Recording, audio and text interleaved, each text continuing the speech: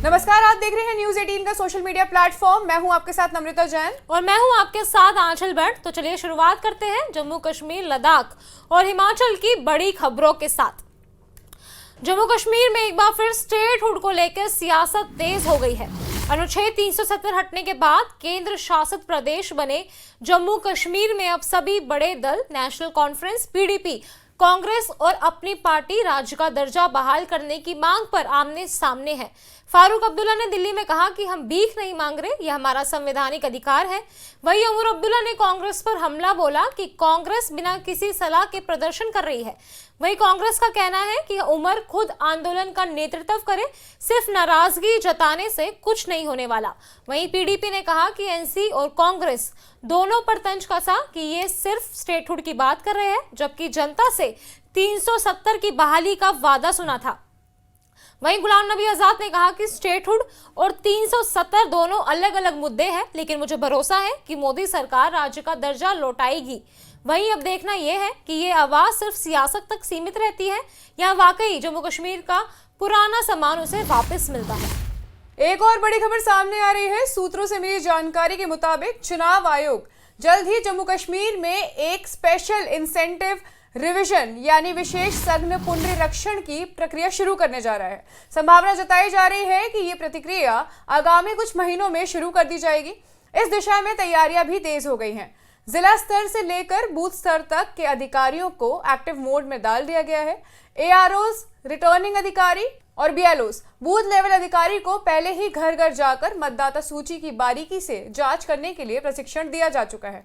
माना जा रहा है कि यह प्रतिक्रिया जम्मू कश्मीर में चुनावी व्यवस्था को नई दिशा देने का संकेत हो सकती है। वहीं जम्मू कश्मीर में स्टेटहुड की बहाली को लेकर सियासी हलचल तेज हो गई है।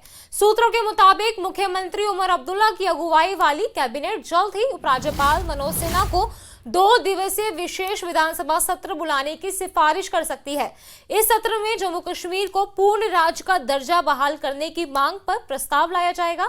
बताया जा रहा है कि उमर अब्दुल्ला आने वाले दिनों में नेशनल कॉन्फ्रेंस के सभी विधायकों और निर्दलीय समर्थक विधायकों की एक अहम बैठक की अध्यक्षता करेंगे, ताकि इस मुद्दे पर रणनीति तय की जा सके और अंतिम निर्णय लिया जा सके। हालांकि कांग्रेस विधायकों को इस बैठक में शामिल नहीं किया जाएगा। उमर अब्दुल्ला और उनकी पार्टी कांग्रेस से इस बात को लेकर नाराज है कि हाल ही में जम्मू कश्मीर और दिल्ली में हुए कांग्रेस के प्रदर्शनों में नेशनल कॉन्फ्रेंस को आमंत्रित नहीं किया गया था। अब जब कांग्रेस ने स्टेटहुड बहाली को लेकर आंदोलन तेज कर दिया है, तो एनसी भी इस मुद्दे को एक बार फिर निर्णायक मोड़ पर लाने की तैयारी में जुटी हुई है। विशेष सत्र बुलाकर एनसी इस संवेदनशील मसले को विधानसभा के पटल पर रखने की रणनीति बना रही है। और वही बात करेंगे जम्मू के सतवारी इलाके में उस वक्त सनसनी फैल गई जब नशा तस्करों के खिलाफ कार्रवाई के दौरान पुलिस पर अचानक फायरिंग शुरू हो गई। गोलियों की आवाज से पूरा इलाका थर्रा उठा। पुलिस और तस्करों के बीच हुई इस क्रॉस फायरिंग में एक व्यक्ति घायल हो गया, जिसे तुरंत इलाज के लिए जीएमसी पहुंचाया गया, लेकिन वहां हालत और भी बिगड़ गई। अस्पताल परिसर में अफरा तफरी मच गई। परिजनों और पुलिस के बीच तनाव की स्थिति बन गई। हालात काबू में लाने के लिए प्रशासन और पुलिस के वरिष्ठ अधिकारी मौके पर पहुंचे। फिलहाल इलाके में सुरक्षा व्यवस्था कड़ी कर दी गई है और पुलिस ने मामला दर्ज कर जांच शुरू कर दी है। सवाल ये भी उठ रहा है कि अगर नशा तस्कर अब गोलियों से जवाब देने लगे हैं, तो क्या आने वाले वक्त में पुलिस को भी इसी भाषा में बात करनी होगी? वहीं महराज मलिक ने जीएमसी डोडा के डॉक्टरों पर गंभीर आरोप लगाते हुए सोशल मीडिया पे लिखा कि एक और महिला को डॉक्टरों से जानबूझकर मार डाला। आज लिवर सिस्ट की सर्जरी की गई और उसी दौरान उसे मार दिया गया। मरने के बाद उसे श्रीनगर रेफर किया गया। अब देखते हैं क्या होता है। ये सब महराज मलिक ने अपने ट्विटर हैंडल पे बोला है। अब आपको बताते हैं कि पूरा मामला क्या है। दरअसल ये मामला 11 वर्षीय सानिया बन्नो का है, जो डोडा के टांटा बलेसा से थी। उन्होंने 21 जुलाई को जीएमसी डोडा में लिवर सिस्ट की गंभीर समस्या के चलते भर्ती कराया गया था। सुबह 8:30 बजे उनकी सर्जरी हुई और बताया गया कि शाम 5:30 बजे तक उनकी हालत स्थिर थी, लेकिन अचानक स्थिति बिगड़ी और उन्हें एसकेआईएम्स यानी श्रीनगर रेफर कर दिया गया। रास्ते में रागी नाला के पास उनकी मौत हो गई। पीएचसी बटोट पहुंचने पर उन्हें मृत घोषित कर दिया गया। वहीं जीएमसी डोडा के अधीक्षक डॉक्टर तनवीर ने बताया कि सर्जरी जटिल थी। ऑपरेशन के बाद शरीर ने कई तरह की प्रतिक्रियाएं दी, जिसके चलते उन्हें रेफर किया गया। पोस्टमार्टम का रिपोर्ट जांच के लिए भेज दी गई है। अरुणाचल प्रदेश के मुख्यमंत्री पेमा खांडू आज लद्दाख के ज़ंस्कार पहुंचे, जहां स्थानीय लोगों ने उनका पारंपरिक और बेहद आत्मीय स्वागत किया। मुख्यमंत्री ने कहा कि लद्दाख के लोग ये सिखाते हैं कि अतिथि सत्कार भव्यता से नहीं, दिल से होता है और ये दिलों की कोई कमी नहीं है। मुख्यमंत्री खांडू ने संस्कार की मंत्रमुग्ध कर देने वाली प्राकृतिक सुंदरता की भी सराहना की। उन्होंने कहा कि यहाँ का पारदर्श्य सिर्फ आपकी सांसें नहीं रोकता, बल्कि आपको रुककर सोचने, आत्मचिंतन करने और जीवन के असली मायने को याद दिलाने पर मजबूर करता है। यह दौरा क्षेत्रीय सद्भावना को मजबूत करने के साथ साथ लद्दाख की संस्कृति, परंपरा और नैसर्गिक सौंदर्य को सामने लाता है। वहीं द्रास के लिमोचिन क्षेत्र में 62 फीट ऊंचा राष्ट्र ध्वज लहराता हुआ देशभक्ति की मिसाल बना हुआ है। इस भव्य तिरंगे का फ्लैग फाउंडेशन ऑफ इंडिया की ओर से स्थापित किया गया। गौरतलब है कि द्रास वही स्थान है जहां करगिल युद्ध की सबसे भीषण लड़ाई लड़ी गई थी। इसी ऐतिहासिक भूमि पर आज northern core commander lieutenant general Hitesh बल्ला ने ध्वजारोहण कर राष्ट्र को नमन किया। देश 26 जुलाई को 26वां करगिल विजय दिवस मना रहा है और इस अवसर से पहले ये तिरंगा वीरों की धरती को श्रद्धांजलि अर्पित करता है।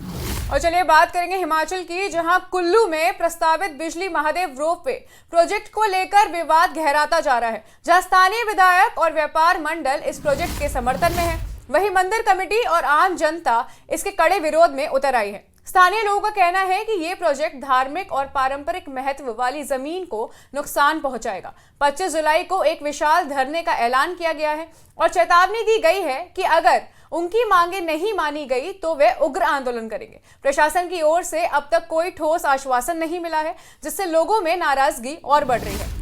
वहीं पूर्व मुख्यमंत्री और नेता प्रतिपक्ष जयराम ठाकुर ने कल दिल्ली में केंद्र जल शक्ति मंत्री CR पाटिल से मुलाकात की। इस दौरान जयराम ठाकुर ने हिमाचल प्रदेश में हाल ही में आई प्राकृतिक आपदा से हुए भारी नुकसान की जानकारी दी और विशेषकर जल शक्ति विभाग की प्रभावित परियोजनाओं की बहाली के लिए केंद्र से अधिकतम सहयोग का अनुरोध किया। जयराम ठाकुर ने बताया कि आपदा ने सबसे ज्यादा असर प्रदेश की पेयजल और सिंचाई योजनाओं पर डाला है।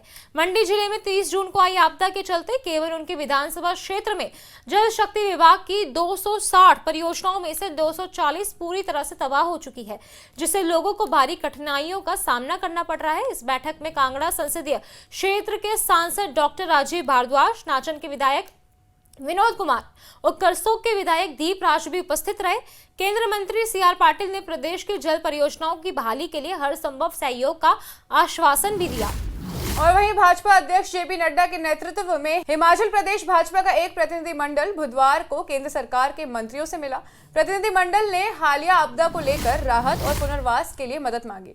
प्रतिनिधिमंडल ने पहले JP नड्डा को आपदा की जानकारी दी, जो पहले ही मंडी दौरे पर जा चुके थे। इसके बाद केंद्रीय मंत्री नितिन गडकरी से मुलाकात की गई, जिन्होंने राष्ट्रीय राजमार्गों के पुनर्निर्माण के सहयोग का भरोसा दिया। बाद में प्रतिनिधिमंडल ने केंद्रीय गृह मंत्री अमित शाह से मुलाकात की। शाह ने केंद्र की ओर से हर संभव मदद का आश्वासन दिया और जल्द हिमाचल आने की बात भी कही। प्रतिनिधिमंडल ने जयराम ठाकुर, डॉक्टर राजीव बिंदल, अनुराग ठाकुर, कंगना रनौत, सुरेश कश्यप, इंदु गोस्वामी और अन्य नेता भी शामिल थे। वहीं हिमाचल प्रदेश के चंबा जिले में 27 जुलाई से शुरू होने जा रही अंतर्राष्ट्रीय मिंजर मेला अंतिम तैयारियों की ओर बढ़ रहा है। हर साल की तरह इस बार भी मेला 8 दिन तक चलेगा और 3 अगस्त को रावी नदी में मिंजर विसर्जन के साथ इसका समापन होगा। मेले का शुभारंभ महामहिम राज्यपाल करेंगे और समापन समारोह में मुख्यमंत्री भाग लेंगे। इस दौरान हर शाम सांस्कृतिक संस्थाओं में बॉलीवुड, पंजाबी और हिमाचली कलाकार प्रस्तुति देंगे। चंबा के ऐतिहासिक चौगान में व्यापारिक गतिविधियां भी होंगी। मेला भाई बहन के प्रेम और आपसी सौहार्द का प्रतीक माना जाता है। खास बात यह है कि सदियों से मुस्लिम समुदाय के मिर्जा परिवार द्वारा तैयारी की गई मिंजर सबसे पहले भगवान को अर्पित की जाती है। स्थानीय लोगों और प्रशासन में मेला लेकर खास उत्साह है। उपायुक्त मुकेश रेपस्वाल ने बताया कि सुरक्षा और आयोजन की सभी तैयारियां पूरी हो गई है। और हिमाचल प्रदेश में मॉनसून कहर बनकर बरस रहा है। कहीं बादल फट रहे हैं तो कहीं लैंडस्लाइड और पहाड़ों के टूटने की घटनाएं सामने आ रही हैं। आज सुबह चंबा जिले के नकरोड चांगू मार्ग पर कटवाड़ के पास अचानक पहाड़ी टूट गई। भारी भरकम चट्टानें सड़क की ओर चीरती हुई नाले की ओर जा गिरी। हालांकि समय रहते स्थानीय लोगों को पत्थर गिरने का अंदेश हो गया था और सभी ने खुद को सुरक्षित वहां से बाहर निकाल लिया। हादसे का वीडियो भी मौके पर मौजूदा लोगों ने रिकॉर्ड कर लिया। घटना के बाद से ये मार्ग पूरी तरह से बंद हो गया है, जिससे 5 पंचायतों की हजारों की आबादी का संपर्क जिला मुख्यालय से कट गया है। फिलहाल पीडब्ल्यूडी विभाग ने मलबा हटाने के लिए मशीनरी मौके पर भेज दी है और मार्ग को बहाल करने का प्रयास जारी है। हिमाचल प्रदेश के प्रसिद्ध शक्ति पीठों पर आज से श्रावण अष्टमी नवरात्रि मेला विधिवत रूप से शुरू हो गया है। ऊंची पहाड़ी पर स्थित मां नैना देवी मंदिर में आज सुबह मंत्रोच्चारण, पूजा पाठ और आरती के साथ मेले का शुभारंभ हुआ। सुबह से ही श्रद्धालुओं की भारी भीड़ मंदिर में पहुंच रही है। पंजाब, हिमाचल, हरियाणा, दिल्ली, यूपी, बिहार सहित अन्य राज्यों में भक्त माता रानी के दर्शन और पूजा अर्चना के लिए यहाँ उमड़ रहे हैं। श्रद्धा और आस्था का ये मेला अगले कई दिनों तक चलेगा, जिसमें लाखों श्रद्धालुओं के पहुंचने की उम्मीद जताई जा रही है। सुरक्षा और व्यवस्था के लिए प्रशासन द्वारा विशेष प्रबंध भी किए जा चुके हैं। फिलहाल के लिए बस इतना ही। बने रहिए हमारे साथ। मैं थी आपके साथ नम्रता जैन। मैं थी आपके साथ आंचल भट्ट। धन्यवाद।